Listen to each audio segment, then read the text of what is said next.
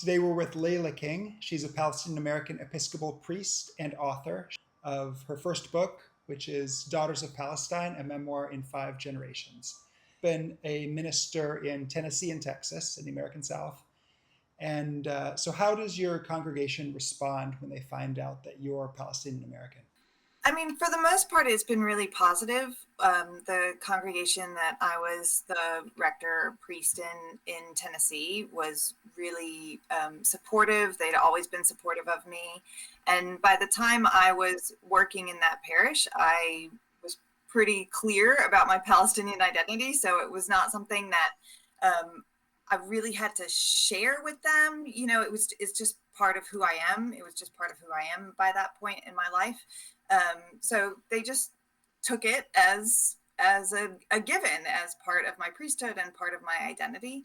When I moved to Texas, I don't serve a particular congregation anymore. I tend to visit different churches on different Sundays. And in those cases, people don't necessarily know that I'm Palestinian when I arrive. And sometimes what I preach or something that I say, or I'll just tell folks that I'm Palestinian. And in those cases, there's a somewhat different response. A lot of white Christians in the pews today still don't really know that there are Palestinian Christians. They don't know much about Palestinians in the diaspora. And so at that point, I have rarely gotten,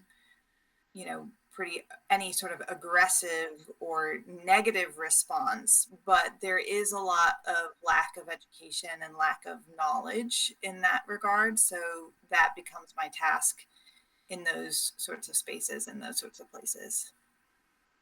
And when you were growing up in Houston, Texas, how aware were you of your identity as a Palestinian-American? I was not aware at all about my own Palestinian identity. I grew up, so I have one older sister. She's much darker skinned than I am, I would say. My dad was half Croatian, half Irish, couldn't learn a foreign language to save his life. So A typical white American guy, in other words. Exactly. So we grew up speaking only English in the household because my mom didn't want to speak a language with her daughters that my dad couldn't understand. But we grew up around my mom's very large, very loving Palestinian family. And so I was with cousins and great aunts and great uncle and all sorts of folks on a weekly basis, if not more so. Everyone else tended to speak Arabic, so I knew that there was something sort of non-white about my family. Not that we used those terms in that era, but it wasn't until I was a freshman or a sophomore in high school that I learned that we were Palestinian and what that meant and how that shaped who we are as a family. How exactly did you find out? So it's kind of a funny story. We were in my social studies class, we were finishing up a unit on the Holocaust, and we screened a film about Anne Frank. And at the end of the film, Anne Frank, of course, has been killed in the concentration camps, but her father escapes at the end of World War II and is in front of a storefront with a bank of televisions in the window, and all the televisions are tuned to the news broadcast. And the news of the day is about the creation of the state of Israel. And in the film, this moment is really presented as a kind of redemption for the experience of European Jews in the Holocaust. And I took it. I just bought that narrative entirely. And after school, I was waiting with my sister for my mom to come pick us up. And I was telling Zaina how great this film was and how moving I found it. And I said, and in the end, isn't it great? The Jews got their own homeland. And Zaina looked at me with wide eyes, and she put her finger up at me and she was like, don't you dare say that to Mom when she gets here. And I said, well, why not? And she explained, I think, in a very short amount of time, that we were Palestinian, that my grandparents had been forced to flee in April of 1948, and that the creation of the state of Israel was a catastrophe for us and for our family. So that was my first enlightenment into who we were. And so that's when you started exploring your Arab identity more and studied Arabic in college, right? Yeah, so I was deeply curious after I heard that story about who we are from my sister, and I was very close to both my grandparents, both my mom's parents, but particularly close to my grandmother. And so I started asking her questions about her experience and who she was and how she ended up in the States. And I would just get bits and pieces here and there. And I realized pretty early on that I wanted to be able to hear her stories in her native language, which was going to be hard to do, but I was really committed to it. When I went to college, my college only offered a year of Arabic at the time. And so I took that year of Arabic, and at least it gave me a head start. And then after I graduated from college, I spent the summer with my grandmother. I got one of those mini cassette tape recorders, and I pressed record and I asked her questions, and we would talk every day for the entire summer. And I heard all of her stories, mostly in English, but a smattering of Arabic here and there, which was good. And then I went to Middlebury College for their intensive Arabic language summers and picked up more and more Arabic. So here we are today. Have you noticed any evolution in American public opinion towards Palestinians or more broadly towards Arab Americans in your lifetime? Yeah, gosh, that's such a good question and sort of a hard one to answer. I think my experience of being a very white looking Palestinian before 2023 is that there's a lot of ignorance, there's a lot of lack of knowledge, and I think that generally speaking, there was just a negative sense towards the word Palestinian, much less the people. I think people just don't even realize it. Realize that again that there are Palestinians among us here in the States, much less Palestinian Christians. And after October 7th, 2023, I think we've seen such a vast array and such a weird and quick shift in how people understand Palestinianness and how people understand Palestinian identity and what's happening in Gaza and in the West Bank and all of it. So I think it's been, I don't think you can say like, oh, it's been a positive trend entirely. I think there are some people whose opinion about Palestine has actually declined. But on the whole, at least people now know a little bit more about Palestinians, and the work I'm involved in, both with the book that I've published, Daughters of Palestine, and in the sort of work in the church that I do in education and advocacy, is really to continue to tell the stories of Palestinians and have let people have a way in to empathy and to sympathy with the Palestinian narrative, which is not a narrative that most people have heard. I mean, I didn't even hear it, and I'm Palestinian, and I didn't even hear it until I was 15 years old, So I think just giving people access to those stories is really important. So you had these recordings of conversations with your grandmother. What inspired you 20 years later to turn around and write these as a book, Daughters of Palestine? And what do you hope your readers, especially Americans who are not Arab, will take away from it? So, like I said, I recorded my grandmother's stories back in 2002. So it has been 2 decades since that I've been sort of carrying those stories around with me. And I always knew I wanted to write them down, but I just didn't have the sort of, it just wasn't the right time. And I wasn't, I don't think, in a place sort of emotionally to be able to do those stories justice. When October 7th happened and we began to see the devastation to Palestine and Palestinians that Israel was intent on wreaking. It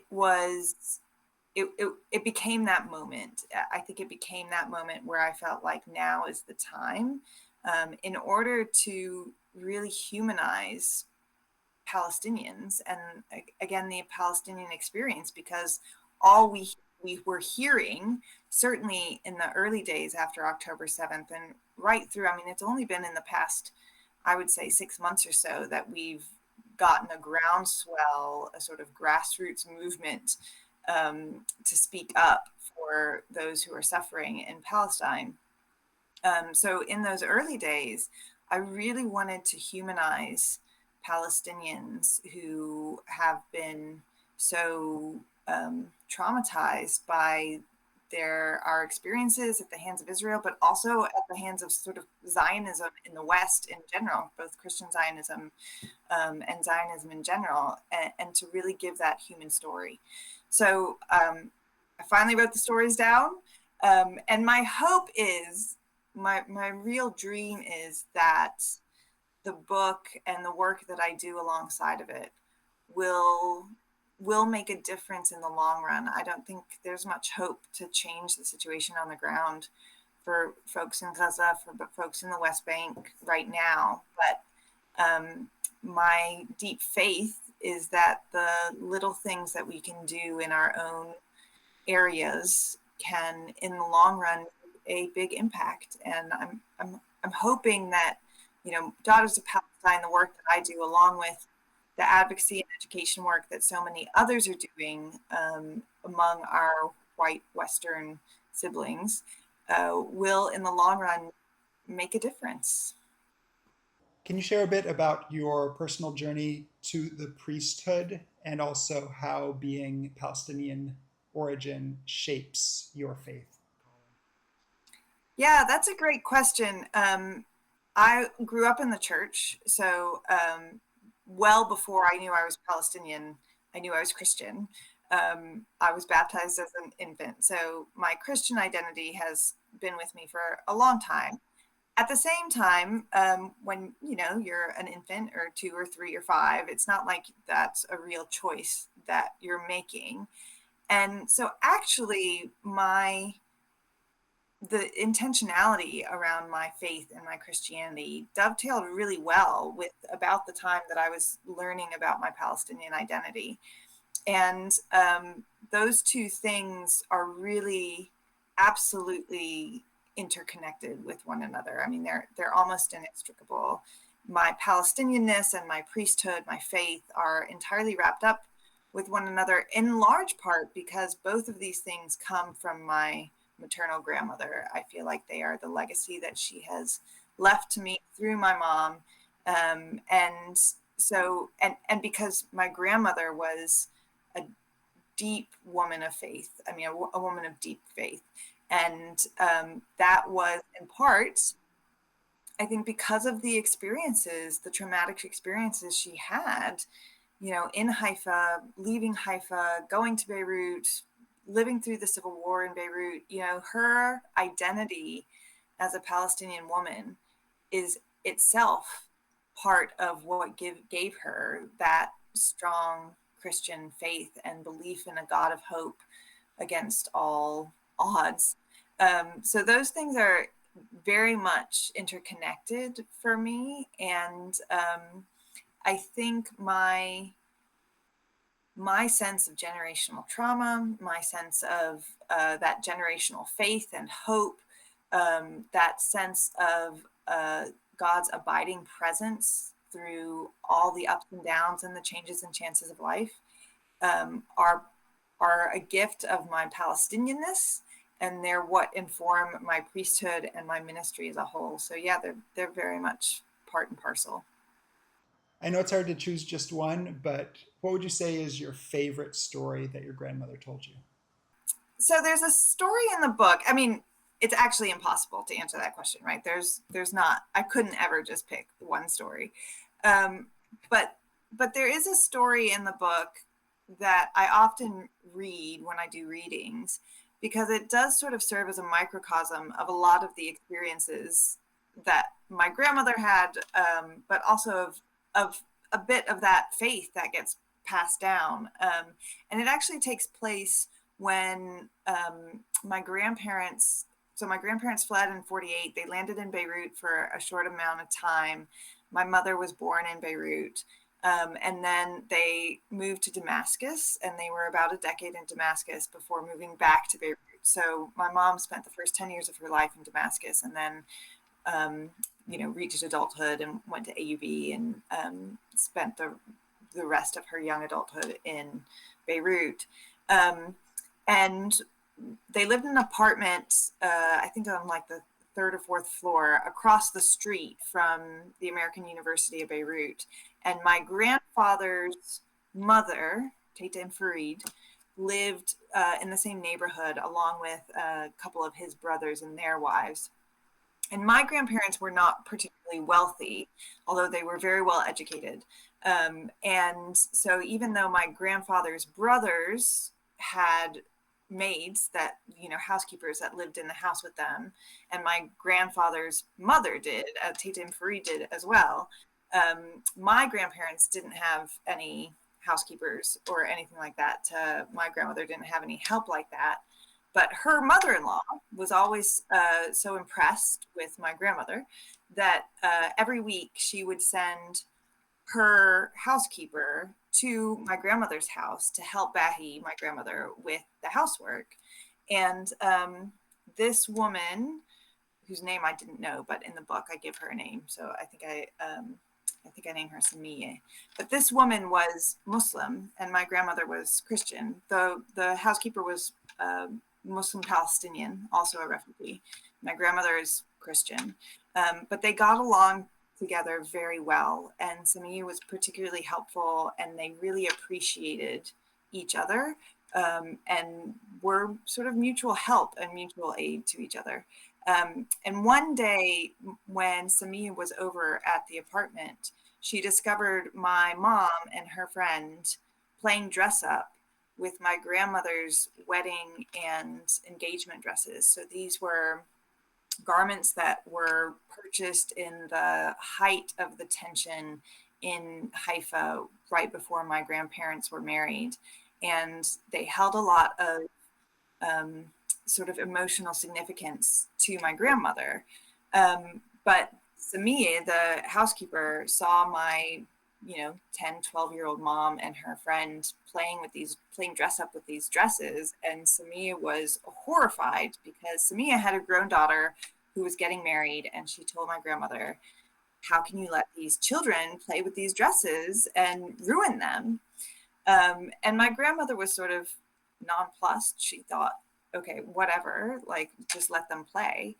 But after the children were done playing with them and Samiye was getting ready to leave to go back to my great-grandmother's house, my grandmother collected the dresses and wrapped them on an old sheet and brought Samiye into the room and laid the bundle in her hands and said, give these to your daughter, and I hope she can use them and wear them on her wedding day and feel beautiful and be beautiful in them and have as blessed of a marriage as I have had. And I love the imagery in that story. I mean, it's a totally true story, but it is so rich with, the way in which these dresses are symbols of the trauma that my grandmother experienced, but also symbols of the beauty and the way in which she worked to redeem that trauma all on her own.